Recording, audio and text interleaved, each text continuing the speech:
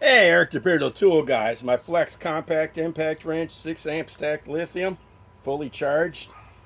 This is FX1431.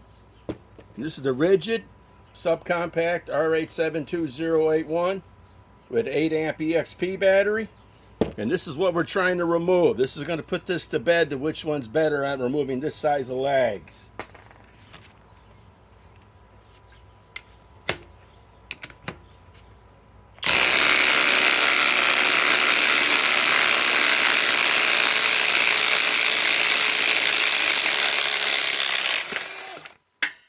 We all know who did that. The Flex beat it. Even though the rigid, get this, the rigid has 2,800 RPMs and the Flex only has, I got the box, give me a minute. Let me get the box. Because for some reason Flex does not list it on their tool.